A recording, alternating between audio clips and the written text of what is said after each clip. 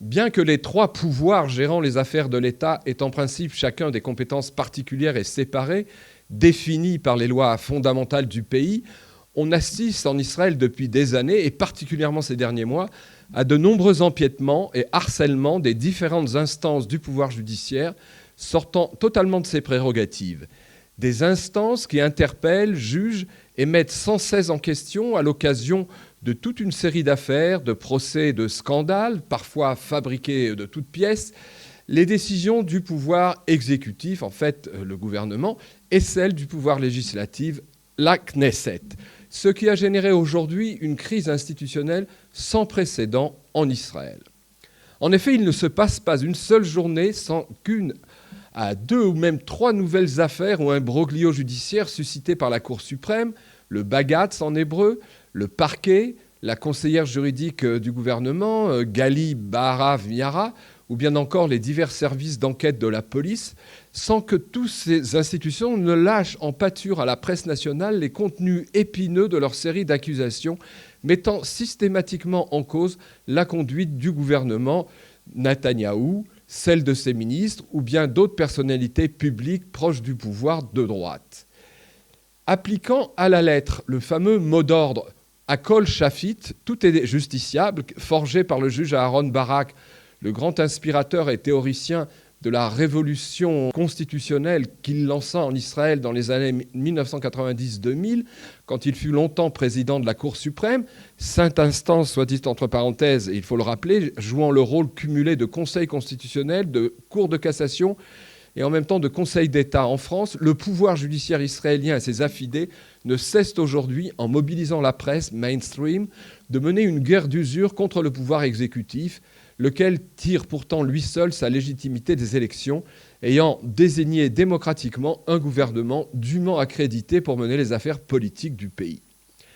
On a donc assisté au spectacle surréaliste et assez insupportable, voulant que même pendant ces 2 dernières années, où Israël s'est trouvé en guerre sur 7 fronts différents depuis le 7 octobre, en fait la guerre la plus longue de toute l'histoire du pays, ceux qui continuent encore aujourd'hui de défrayer plus que jamais les chroniques de presse et d'obnubiler le débat public, ce sont justement cette litanie de conflits juridiques et de procès dont l'opinion est de plus en plus lassée, ce chœur incessant d'avocats fébriles, si sûrs d'eux-mêmes, et ce cortège de juges au ton péremptoire qui annonnent leurs obscurs arguments pour attiser une guérilla quotidienne contre le pouvoir exécutif. On voit ainsi tous les jours la Cour suprême, la conseillère juridique du gouvernement, Baharav Miara, le parquet et même certains tribunaux accusés considérablement de leur pouvoir pour intervenir de manière incessante dans des dossiers brûlants de sécurité nationale, de stratégie militaire, voire de politique intérieure et même internationale. Autant de questions qui devraient normalement ne relever que de la seule compétence du pouvoir exécutif, donc du gouvernement et du pouvoir législatif, à savoir le Parlement. Ainsi, pour ne prendre que quelques exemples parmi les plus récents de ces intrusions répétées du pouvoir judiciaire israélien au détriment de la fameuse séparation des pouvoirs censée garantir le fonctionnement de toute démocratie, citons, entre autres exemples de cet activisme judiciaire, le refus en pleine guerre de la Cour suprême de valider le limogeage par le gouvernement de l'ex-chef du Shabak, Ronen Bar, qui avait pourtant annoncé qu'il quitterait ses fonctions à la mi-juin 2025. Autre exemple, fait sans précédent que la conseillère juridique du gouvernement, Baharav Miara, ait demandé voilà quelques jours au chef de l'exécutif, Binyamin Netanyahou, de démissionner, ni plus ni moins, Itamar Ben-Gvir, l'actuel ministre de la Sécurité intérieure, alors qu'aucun acte d'accusation n'a été dressé contre lui. Autre exemple, le fait que cette même Baharav Miara ait scandaleusement couvert les agissements pourtant illégaux de la Patsarit, Ifat Tomer Yerushalmi, la procureure et conseillère juridique de Tsahal, dans la sombre affaire des Sde Teman, après que cette dernière ait autorisé la publication sur les réseaux sociaux d'une vidéo pourtant truquée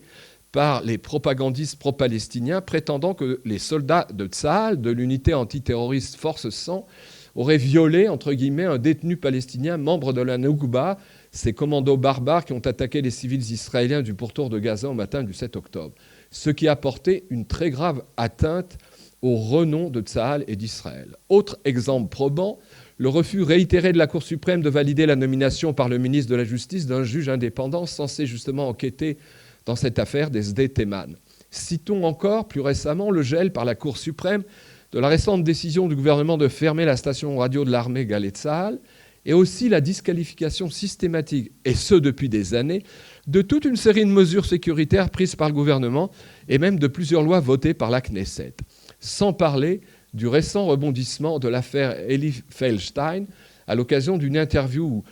fleuve sur la chaîne 11 de télévision, après que ce dernier, Feldstein, pourtant semble-t-il assez instable au plan psychologique, ait publiquement accusé Netanyahou d'avoir été au courant de toutes les décisions de son entourage dans l'affaire parallèle du Qatargate,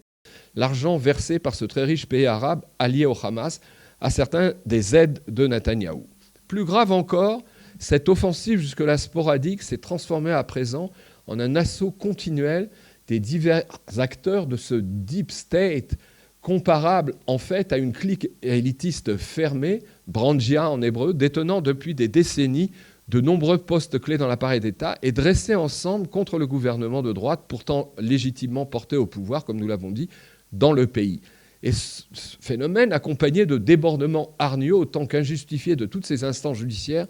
qui en arrivent de facto à paralyser le fonctionnement même de l'exécutif et du législatif, notamment avec leurs arguties et leurs polémiques sans fin, aussitôt médiatisées par le quatrième pouvoir, une presse nationale restée encore majoritairement à leur service. Ce qui montrait bien que la prétendue neutralité du pouvoir judiciaire, qui s'autodéfinit toujours comme un arbitre impartial au-dessus de la mêlée sociopolitique, n'est qu'un mythe qui ne trompe plus personne. Surtout en Israël, où les membres les plus zélés de ce pouvoir ont un agenda, comme on dit, une idéologie et des objectifs politiques avoués très minoritaires dans l'opinion, à savoir, entre autres, démettre Netanyahou de son poste de Premier ministre et paralyser son gouvernement. Résultat, ces excès du judiciaire génèrent un chaos institutionnel et politique sans précédent, mais aussi une indigeste cacophonie médiatique, précisément en temps de guerre, une période où la nation devrait s'unir et se concentrer sur ses objectifs de défense stratégique et militaire. Une anarchie profondément pernicieuse et un véritable coup d'État permanent qui ne dit pas son nom, auquel de très très nombreux Israéliens voudraient mettre le holà.